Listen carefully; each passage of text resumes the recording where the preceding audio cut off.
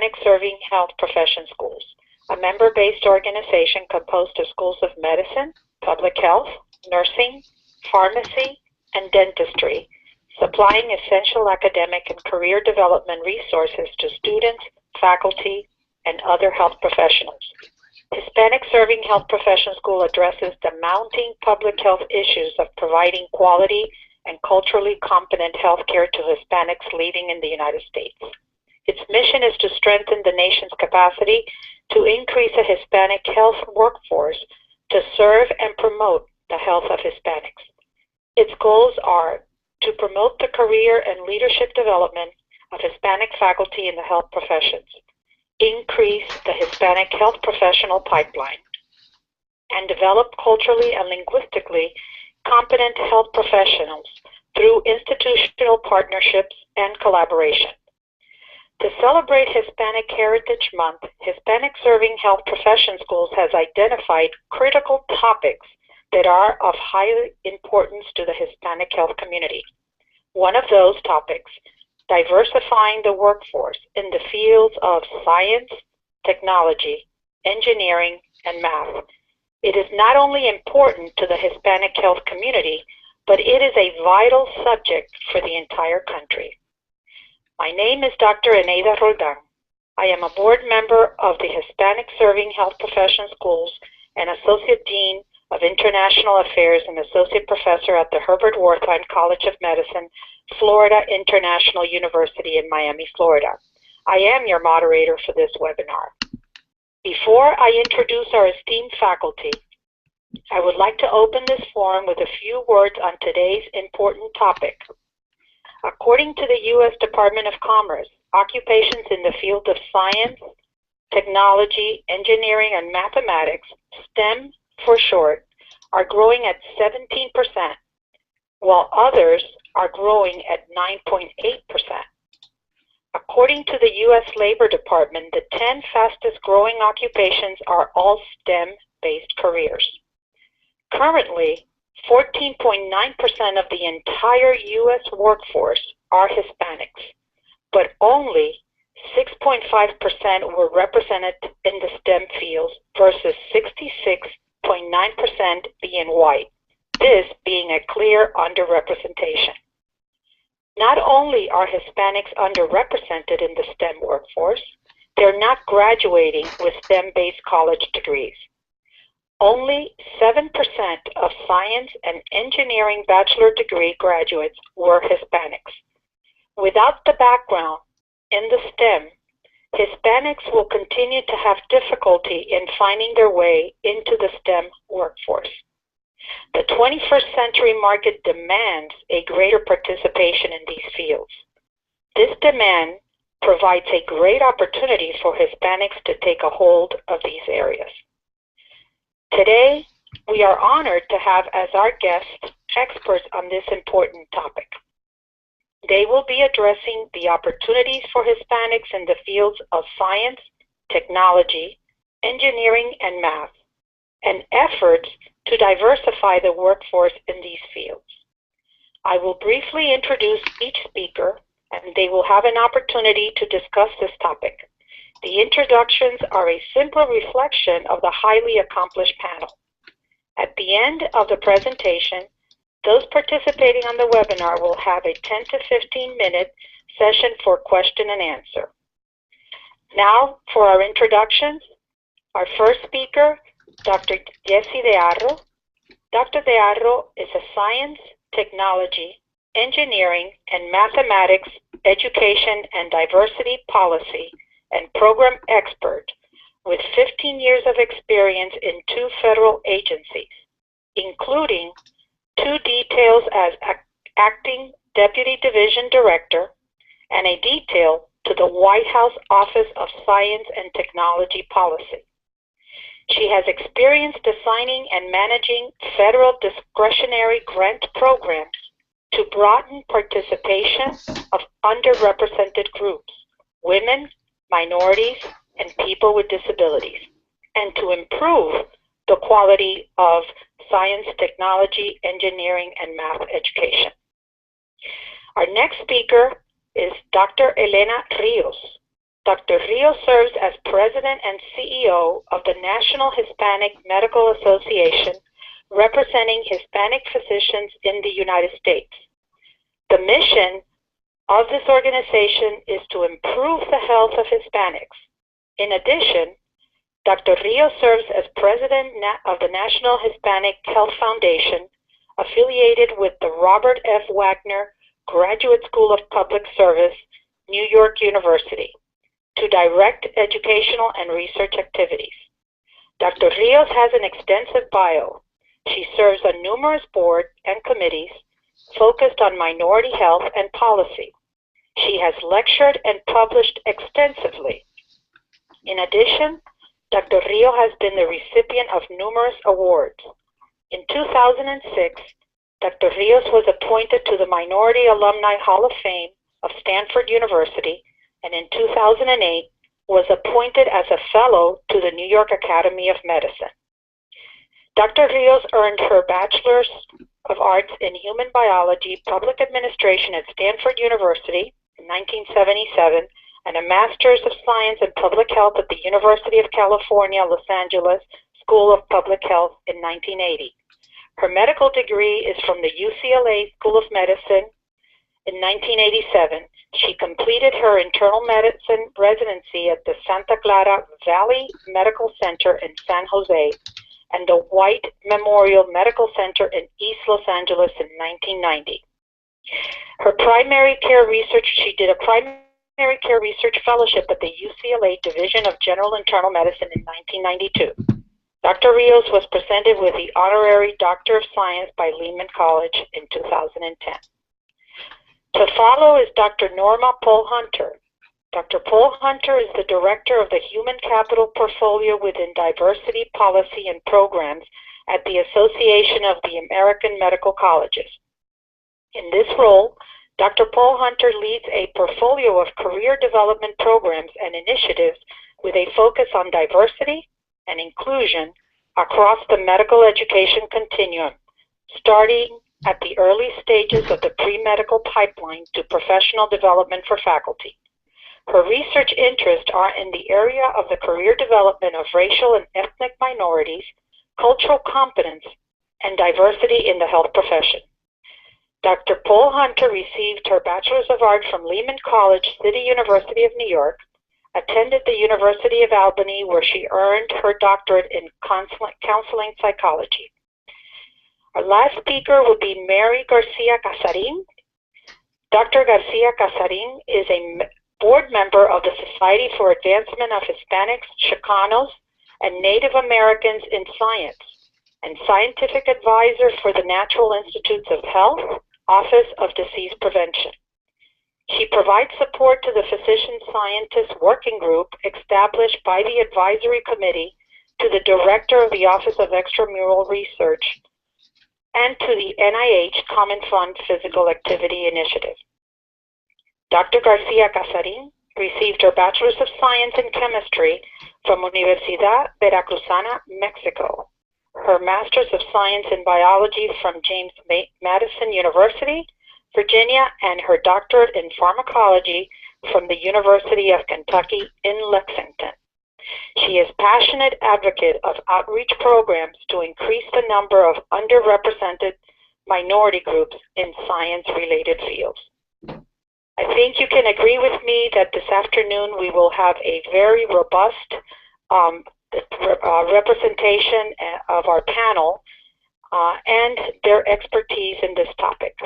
Dr. Dearro, let me start with you.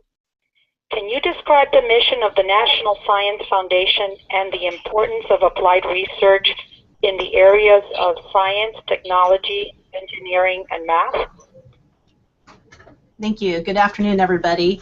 Yes, I think starting off with a brief introduction to the National Science Foundation mission and vision would be a good place to start. So many people may be more familiar with the NIH than with the NSF. So the NSF is an independent federal agency started in 1950, and our mission, as originally stated, is to promote the progress of science, to advance the national health, prosperity, and welfare, and to secure the national defense, and for other purposes. And the NSF goes about accomplishing this mission primarily by funding scientific, technological, engineering, and mathematical research. Both basic research and applied research is supported by the NSF. Unlike the NIH, the NSF does not do research at our site. We don't have an intramural research program, so we primarily support others, primarily in universities, doing research in the scientific disciplines. We have a set of competitive grant programs that cover the scientific disciplines in the foundation. It's also important to note, and I wanted to make sure to mention, that the NSF includes the social, behavioral, and economic sciences, as well as STEM education research in our portfolio of research programs. And I can go on to introduce how we're organized, like a university might be, into colleges and departments, where we have 7 directorates that house the various disciplines in the STEM fields. We have the biological sciences, the computer and information sciences, education and human resources, engineering, geosciences, mathematical and physical science, and the social and behavioral and economic sciences. And I am in the Education and Human Resources Directorate, where I've worked for 11 years with several different grant programs to increase the diversity of the STEM workforce. And these programs were designed to increase the participation and success of individuals from groups traditionally underrepresented in STEM, both education and in careers. And as mentioned in the introduction, underrepresented groups include women, people with disabilities, and some racial and ethnic groups, including Hispanics, African Americans, and Native Americans.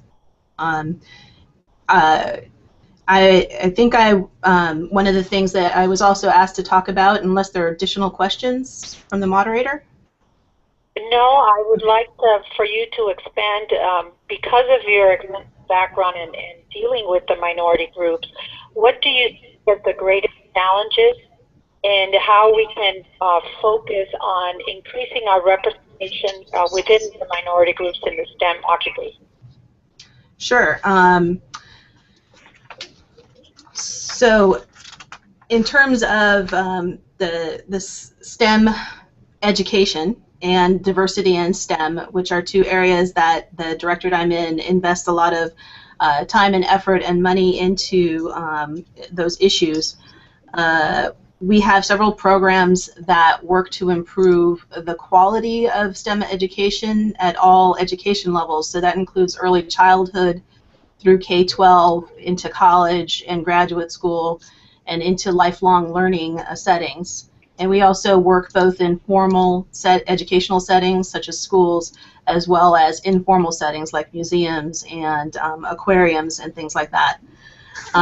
So we focus a lot in improving the quality of the scientific education provided, but at the same time we have an investment in looking at improving the diversity of students who are taking those high-quality STEM education courses, and ensuring that those courses are welcoming and inclusive once those diverse students enroll in those courses and begin their degree programs.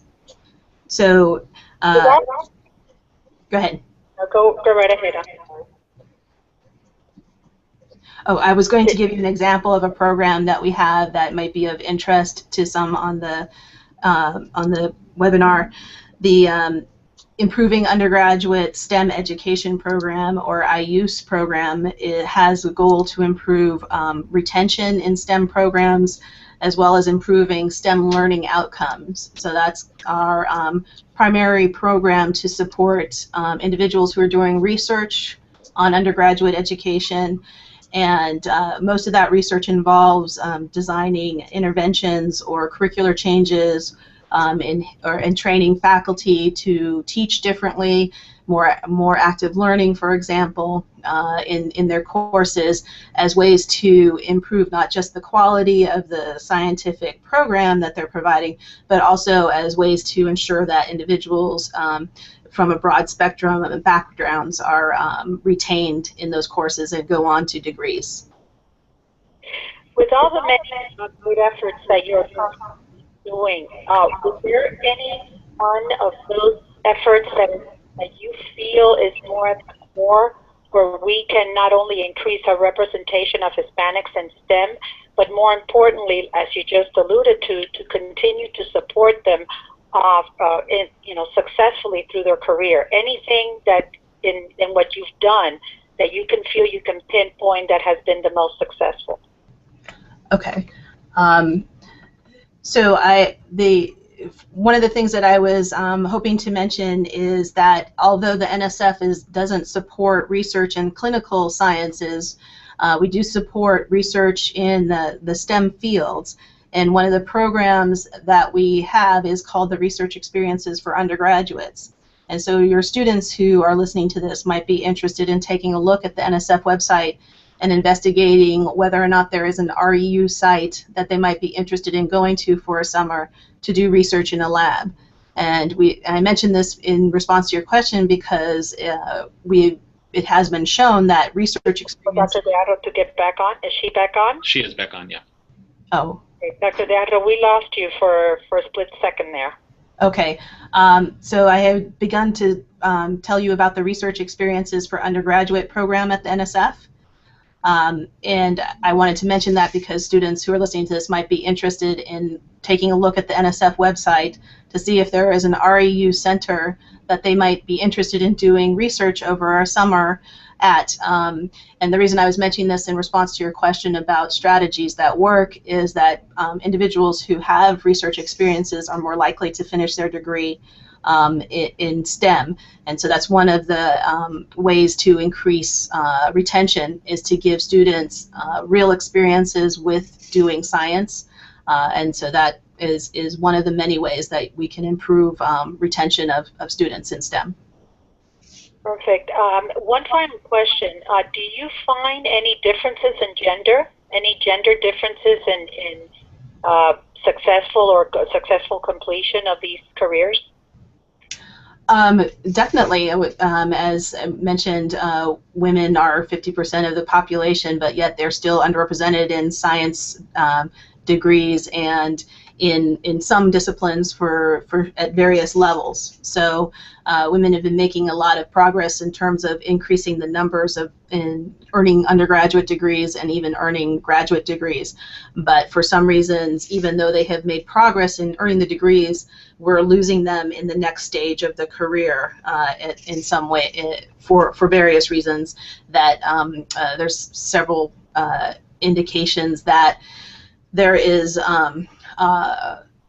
issues with inclusion, feeling included in the discipline, not having access to role models in the discipline, and not seeing themselves as a scientist or an engineer because of the lack of access to role models are among some of the factors that may be behind the reasons that we have fewer women persisting in STEM from degree to career or to the next degree. So there is definitely an issue, and then when you look at the issues for women of color, there you have confounding issues there as well that make it even more complicated and increase the number of potential barriers keeping individuals from participating fully.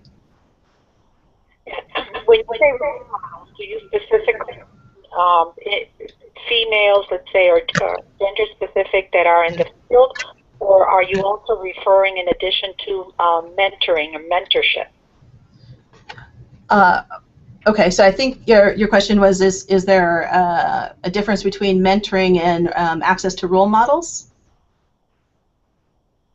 Yeah, is it when you mention role models, are you specifically thinking that one of the reasons we may be losing the female is because of lack of, you said role models, but are you specifically, could you align it with mentoring or mentorship?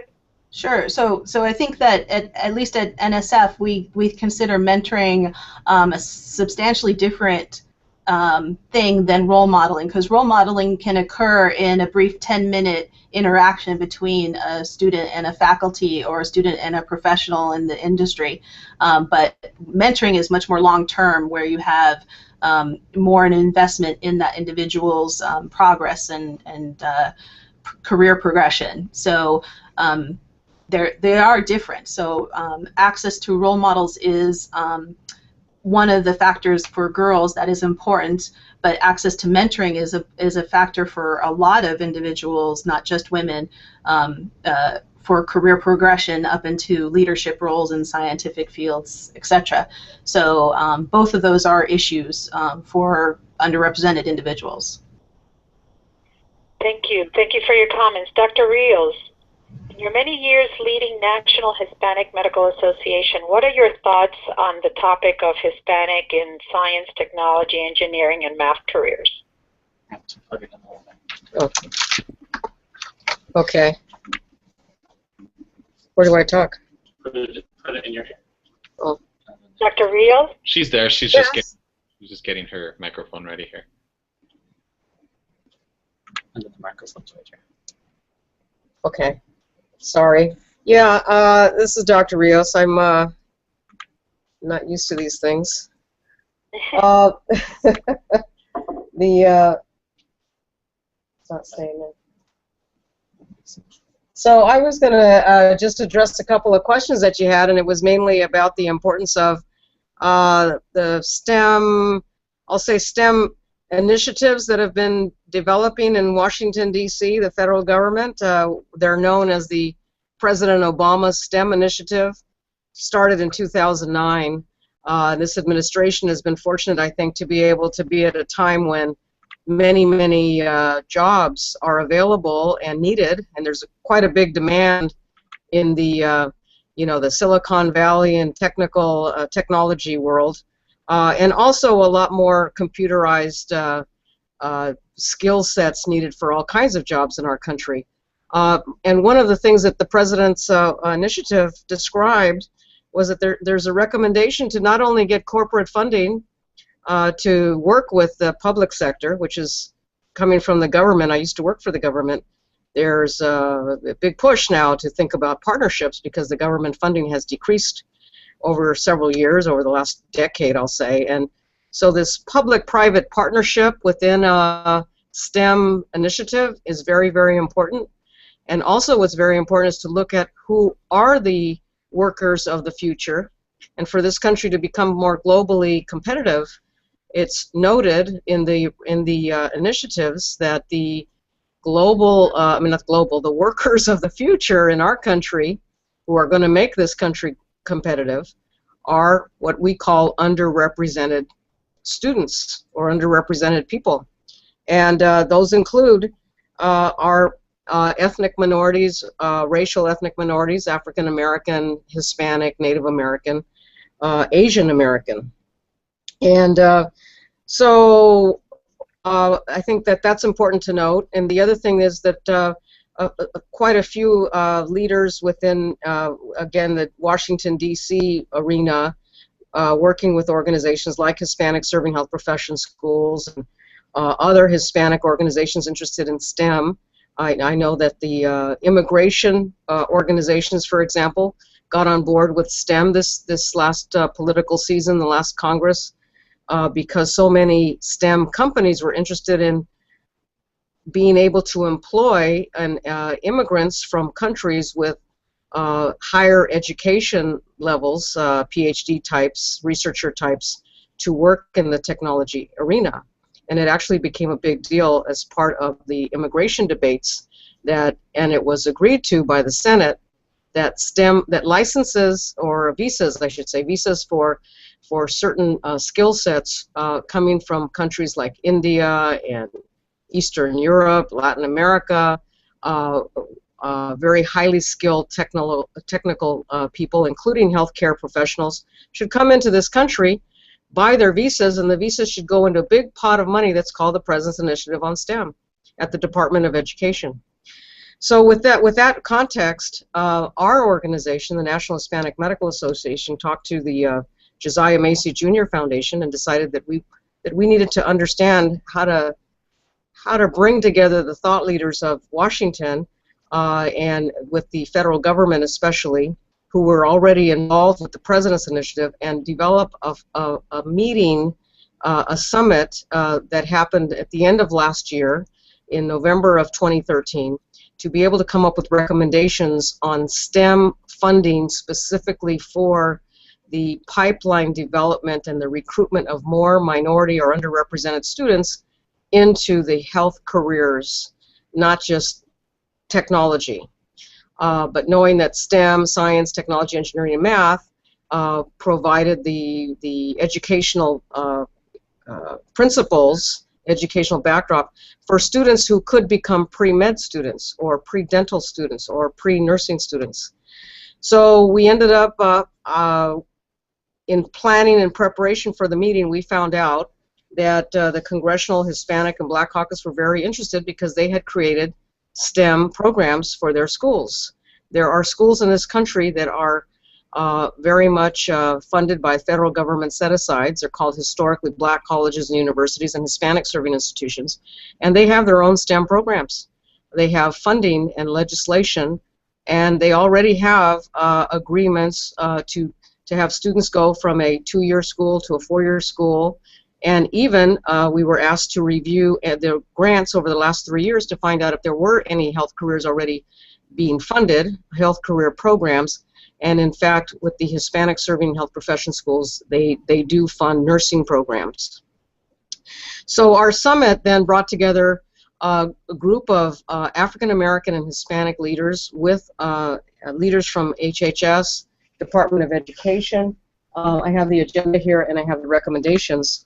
But we did have the Office of Management and Budget from the White House Initiative on Educational Excellence for Hispanics, the White House Initiative on Historically Black Colleges and Universities, the Director of the Health Resources and Services Administration, who has always been supportive of the importance of recruiting minorities through HRSA's programs, the National Institutes of Health Deputy Director, the Acting Director of the National Science Foundation. We had the Institute of Medicine, the American Association for the Advancement of Science, and the Association of American Medical Colleges. So we built a summit with working groups who looked at the pipeline and also public-private partnerships, but just for the minority students to actually go to medical school. And I think that the recommendations, and I'm not going to read all of them, but the overarching recommendations really that there needed to be an increase in awareness of that medicine and health professions are STEM disciplines and specifically include medical schools and other health professional institutions as well as healthcare facilities that could be connected through STEM career pathways and initiatives. To develop the evidence base for effective practices to broaden participation of underrepresented minorities in STEM fields in generals and health professions specifically, to document and institutionalize best practices, to transfer knowledge and successful models. The NHMA was recommended to gather stakeholder input to continue to develop the importance of advocacy, which is something that we do here in DC, regarding the federal STEM reorganization, so that Congress would know what the White House and all of the executive branches dealing with STEM have been doing over the last 5 years. And in fact, the federal government has decreased their programs, but increased the funding targeted to one of the goals being the increase in underrepresented students through STEM. Let me just see here. So I think all your and we here at FIU, being that we have a very large percentage of Hispanic students, we have created a program called Access, which is how we engage the community, basically create these pipelines. When the students, since the students are actually in middle school, we started with the idea of tapping them in high school, but we have gone now as as early as middle school to be able to engage them in the idea of STEM. And again, it's going to, because we all know it's going to take a few years to have that data, confirmatory data, have the continuum of the pipeline and career, but they're excellent programs. Any other comments, Dr. Rios? Oh, I guess the comment really was really meant to say that the STEM summit that we did have, the publication is on the on our website, nhmamd.org, and also with the Josiah Macy Jr. Foundation. And like I said, HSHPS president last year, Dr. Romero Leggett from the University of New Mexico, was part of our very prestigious group of focus group, if you will, who came up with these recommendations. And there were about 40 people total that were brought in.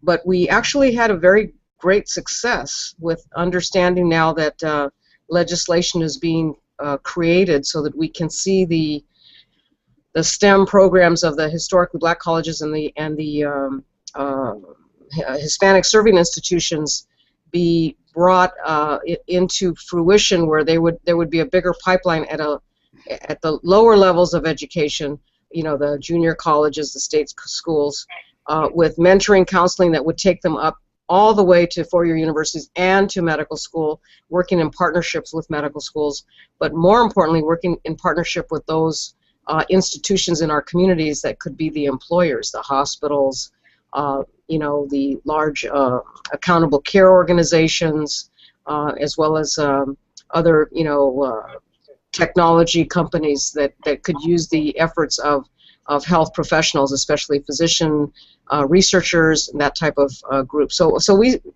we're working actively with this next Congress, which will start in January, to be able to see a new program developed for minority recruitment in this country to medical school. Perfect. Thank you so very much for that great presentation. Dr. Paul Hunter, as someone who's involved with medical students, being educated in such a constantly changing healthcare environment, what are your thoughts on this topic? Well, first I'd like to say thank you to HSHPS for inviting AMC to be part of this conversation. To provide you with some context, AMC represents 141 MD granting institutions across the United States, including Puerto Rico. And we find that diversity and inclusion are key, really, to driving excellence at our institutions with regard to advancing discovery, providing a world-class education for our learners, and also to prepare a culturally competent workforce. And we find that this conversation about thinking about STEM and its relation to health is very critical, not only because of, as Dr. Rios highlighted, in terms of the funding and the loss of funding that's occurring to support health professions programs, but also the fact that our data show especially that the overwhelming majority of STEM majors from college go into medicine and the other health professions. When we think about the Latino community, we understand that it's a growing demographic in the United States. And within medicine, we realize that we have to do a better job at recruiting Latinos. And in particular, right now, Latinos represent about 8.3% of our application pool. And in 2013, they represented 9.1% of our matriculant pool. So if you think about our community here in the United States and the population, and then the need for healthcare, especially with growing healthcare disparities, the understanding that individuals from diverse communities are more likely to return to their communities, and that patients themselves appreciate a physician that's very similar to themselves by race, ethnicity, and this is true across all racial ethnic groups, we realize that we have to do a better job. And so the question is, what are our schools doing? What are our medical schools, our teaching hospitals doing, in partner organizations like NHMA and HSHPS? And what we find is that partnership is critical. Earlier it was mentioned that it's important to start early in the pipeline. All of our medical schools across the nation, and this is important for the HSPHS partners, but also the students, should know that every medical school has some type of what we call pipeline program, a pre-medical education program. It could start as early as pre-K in some cases, all the way through post-baccalaureate level, that not only focus on developing the next generation of physicians, but also the next generation of scientists. About 80% of biomedical degrees are housed in medical schools, and so we're invested not only in developing health professionals, but also developing the scientists that are going to really make the discoveries to help the health professionals be successful, everything that undergirds medical practice. And so for us, it's critical to partner with our STEM professionals and our colleagues to work jointly, especially when it comes to ending disparities in education for many of our communities of color. And so it's great to hear this conversation about bringing STEM and health together, because in many conversations that I've been, there's always been a worry about that, particularly within medicine, that we're taking away the PhDs, and in no way we want to do that. We want to see more PhDs, we want to see more MDs, and we want to partner with our STEM community to ensure that students have access to all career opportunities, and especially for our Latino communities. And so AMC is committed to this, not only by leading our member institutions, but also by providing resources for students. So students can visit our website or their advisors or faculty at amc.org/students and see all the plethora of resources, from financial resources to information, to help students understand the pathway. Because what we find is that the critical issue for many of our students is not knowing about programs that are available to them, and also sometimes just not having the confidence to apply, thinking that they don't have the right kind of mix of qualifications. And we find that now our medical schools are thinking broadly, that it's not just about the MCAT and the GPA, but really thinking about the distance traveled for our students and what they contribute uniquely to the environment, to create a diverse learning environment that really could help us all reach our goals of a diverse physician workforce. I would have to, Dr. Polhunter, I would have to second that. I think that in the advent of the holistic approach to admission, that has opened up great opportunities for these students that, as you said, is not so much focused on the GPA or the MCAT, but rather a much more comprehensive approach to the type of student that would be applying to medical school, and more importantly would be the doctors of tomorrow. One of the things that, if you can, and just have a few minutes to comment, is we do find students that obviously are the first to go to college and have kind of struggled, and they may not have that criteria or metrics to be able to be admitted to medical school. And how do we keep them engaged in the STEM? How do we keep them engaged in the sciences? Because what I have found through my mentoring is that when they don't get to medical school, which was their first choice, they kind of close the doors to do anything else in science. So maybe in about a minute or so, if you can just kind of give your thoughts on that, how we can keep them engaged. Well, I think going back to the point of these early programs is to begin to support programs at our institutions that really engage students, also expose them to broad options. So we at the AMC serve as the National Program Office for the Summer Medical Dental Education Program, funded by the Robert Wood Johnson Foundation. And we found that students need early career experiences, so we work with freshman and sophomore college students to really understand what the options are, because sometimes they don't know. Like in many cases, for example, with our program, students come in thinking they want to become a physician, and they're like, oh wow, dentistry is really a great career. And so the reality is that we want to expose to our students early on about the varied professions that they can participate in. And also, too, to consider, maybe if they don't get in the first time, we find there are a lot of reapplicants to medical school, and they might do well participating in a master's program, doing some research. So that we always have to encourage students not to give up, to try again, but that there are other viable options, too, for them if they're unable to be successful in that pathway. But definitely not to be encumbered by not getting accepted the first time, because we have many persistent students and very successful physicians who weren't accepted the first time. Absolutely, and I think aligned with that is the availability of providing them with mentors and good guidance, that, as you just alluded to, that there are definitely options and they can actually reapply again. Thank you very much for your comments. Dr. Garcia Casarin, please share your thoughts and experience as someone who has been involved in the area of research. Dr. Garcia? Hello? Hi, can you hear me okay now?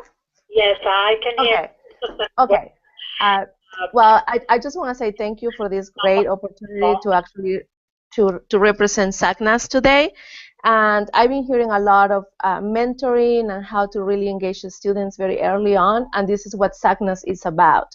SACNAS stands for Society for Advancements of Hispanic, Chicanos, and Native Americans in Science, and the main goal of our society is to really to foster the success of Hispanic, Chicanos, and Native American scientists.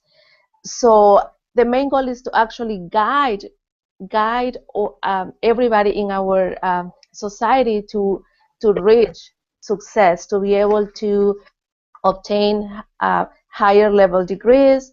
And we start really early. We start from undergraduate all the way to professional careers. So right now we have several programs that are very critical for the success of our society, of SACNAS. And if I have a minute or two, I can mention some of these programs. Is that okay with everybody right now? Absolutely, yes. Okay.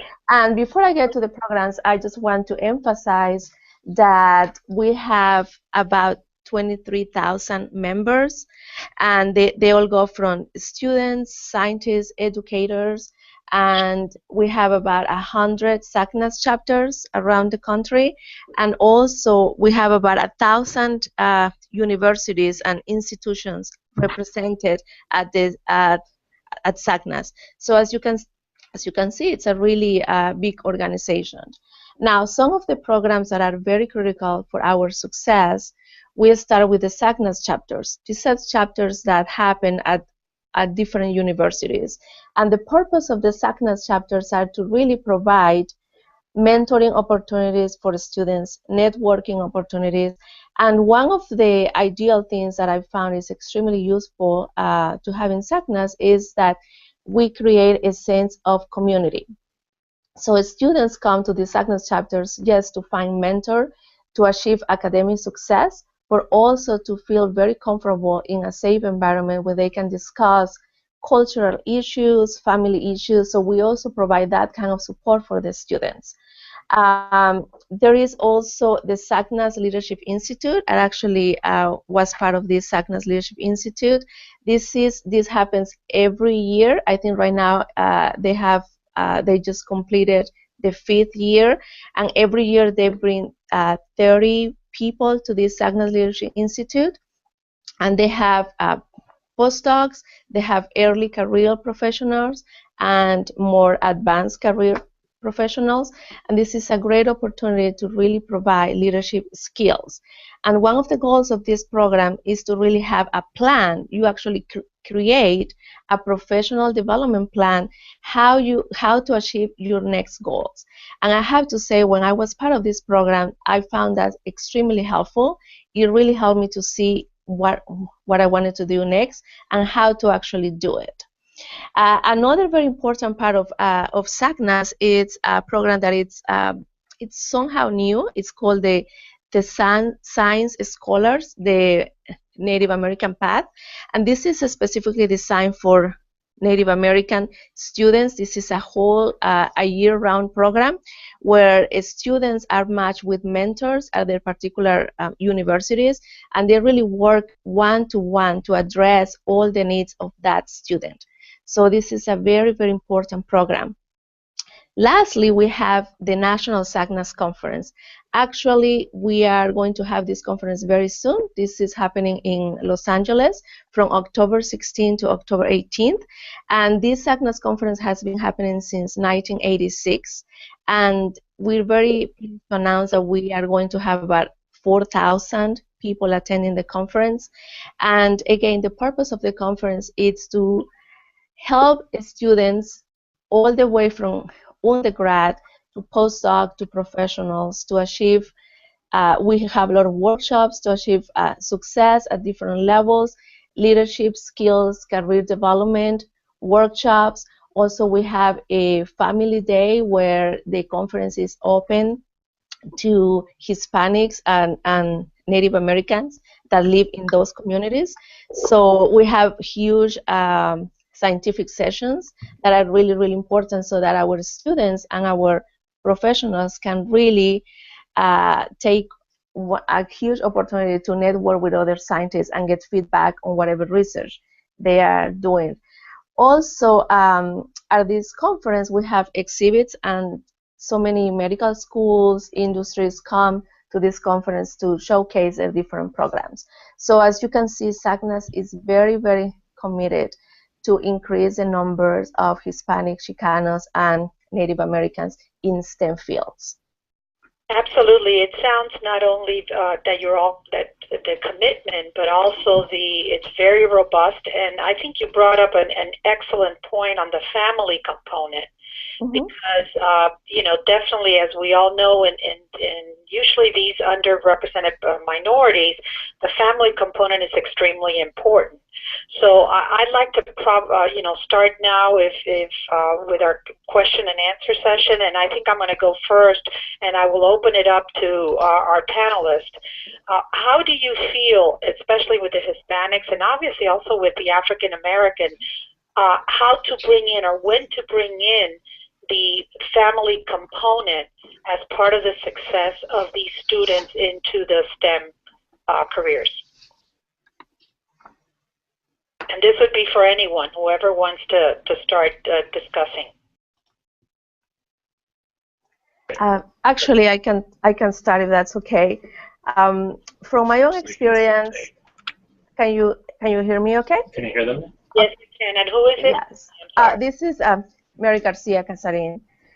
Oh. I want to start discussing the family component because I try to do a lot of mentoring on the side. This is part of the things that I love, to just talk to students about how I can help them next. And I think the family and the culture is extremely important very early on. You cannot detach students from their traditions, from the community. I think you have to incorporate those into the student's career to be able to achieve success. So I think there is something that goes hand to hand, and I think we spend a lot of energy sometimes trying to tell the student, well, this is your life now, this is your career, you know, go ahead and follow your dream. I think that is excellent, but a lot of our community, they cannot forget where they come from. They always feel those very, you know, strong ties to their families and to their communities, and this is something that we need to continue fostering. I know. I think you might have to do it from the desktop. Yeah, yeah. This is Elena Rios. I think there's a couple of comments that I would say from a family perspective. Anyone that's ever gone to medical school, the only students that I know that ever had major issues, usually it was personal and had something to do with the family. And I think that there's a lot of family guilt, especially from our families where the students are the first in their families to go to college, you know, second, third generation Hispanics in this country who have never gotten out of the poor neighborhoods, and I'm from the Los Angeles area, so the East LA area, you know, all of our poor neighborhoods. The only way out really is for education, but it's for the students to be supported by the families as they go in further up the ladder in education, and to let them go and to let them be supported with loans and investments in financial aid. And it's not just about being away from the family for 10 years and not contributing. And I think that guilt of that families, the burden that families put on students to go out and work and get married or have a family of their own or whatever they think is important to the family to continue, and does not, and most parents who are, you know, who don't have the professional education or haven't gone to college don't see the investment in higher education, let alone going to medical school or research or, you know, the STEM professions.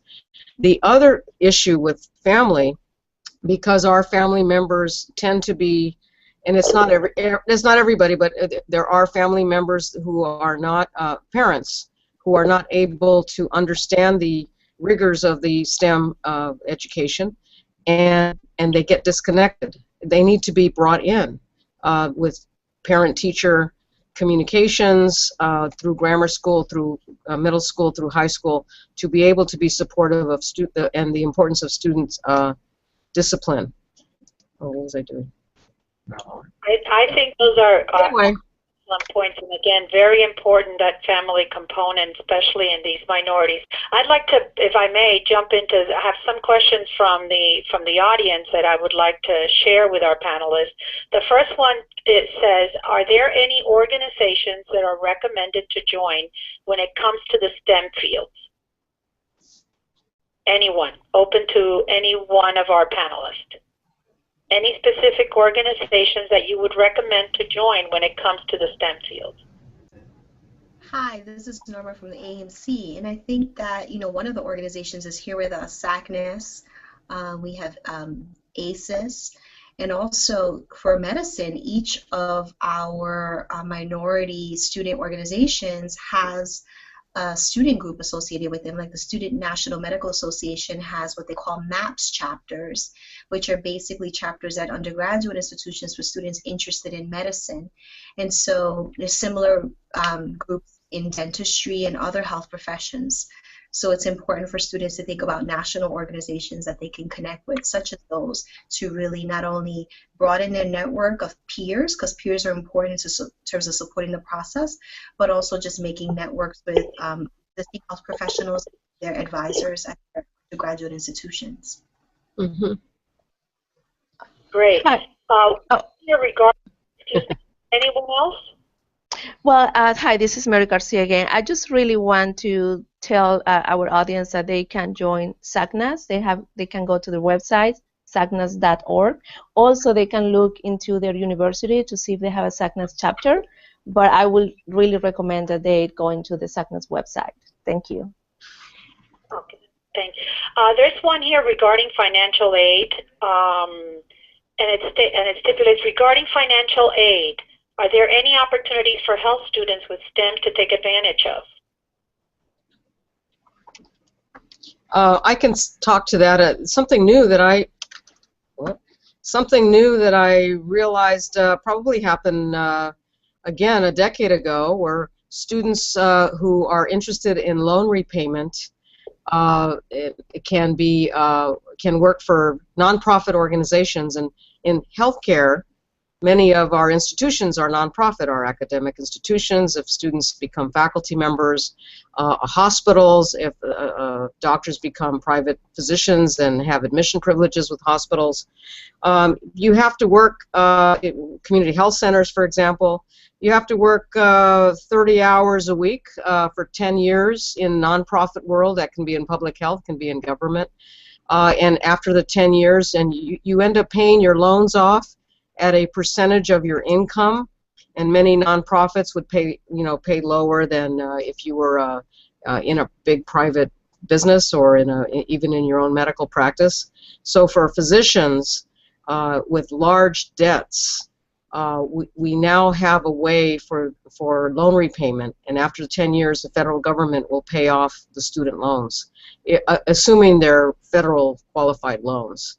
There's also there's the National Health Service Corps, where you do get loan repayment, but it's only limited. I think it's a year for a year of your medical school education, which would only be 3 years or 4 years. And then, of course, there's research opportunities for many STEM students that are going into research. Your MD, PhD types, or PhDs doing research, where you can get loan repayment by doing health disparities research, which is very important to build knowledge about our own communities and public health. Absolutely. That just brings the point that available resources are out there. That is just how we communicate these important information for those students that really are motivated and really want to go into these careers. So absolutely, that there are several resources. The last question I have is, what can I wonder if I could just add one more thing. Yes. Within AMC's website has a whole program called FIRST, and it's financial information resources, other timely information for students interested in the pathway. We find that also students should talk with their financial aid officers at their respective institutions. But what we find is critical for students is that debt is a big concern, especially going into health professions like medicine, and we don't want debt to be a burden for students, and we want them to understand that sometimes debt is an investment in themselves and their education. And so we have a lot of great resources under FIRST on our website for students early on, even if they're in college just thinking about medicine, that we would want them to pursue and learn more about. Absolutely, great point. Thank you for that comment. And we all know, those of us that deal with the medical schools, that the LC&Me in particular is very focused on the debt management and that anything that we can do to, for our students in order for them not to get discouraged to go into the fields, any sciences, and particularly in medicine, which is so costly, that's a great service that we can do to all our students. So thank you for that. There's one final question, and if anyone can answer it in about a minute or two, then we will be concluding our webinar this afternoon. The question is, what can students do specifically with STEM during their K-12 years to place themselves in the best position for a STEM or health career? This is Jessie at NSF, and one of the best things you can do is to make sure you take all the math and science classes you can in K-12. So there's some critical junctures where you may at one point be given a decision about whether or not you're going to take algebra, and your decision should be to take algebra. Do not stop taking your math just because you're allowed to. You may have to go to another school to take calculus in high school, but it's highly recommended. The foundation of math is going to be one of the things that's going to help you succeed in college, no matter what degree you end up taking, whether it's a STEM degree or other. So make sure you take the math that will prepare you for college. That's one of the key factors. I will second that. Any quick comment from any of our other panelists? Yeah, this is Elena. I think for the National Hispanic Medical Association, we've been very much interested in mentoring, and I think K through 12, and especially as students get in the middle school years where they start feeling a little less competitive or lose their confidence with math and science, but especially math, it's important to have that support from their peers or from students just above them. And what we're doing is in recruiting students into medical school and health careers, we are providing mentors from medical students that we work with, from the Latino Medical Student Association to especially those high school, college students who are really interested in pursuing a pre-med pathway. Great. Fantastic. Well, this has definitely been a most enlightening webinar. A wealth of knowledge has been shared with everyone today, and now it is all up to us to commit, engage, and continue to support Hispanics in the fields of science, technology, engineering, and math. Nothing is impossible if we focus on great goals and provide the resources to support positive outcomes. I want to thank our esteemed panelists this afternoon, and thanks to the Hispanic-Serving Health Profession Schools for sponsoring this most important webinar. Have a great afternoon. Thank you. Thank you.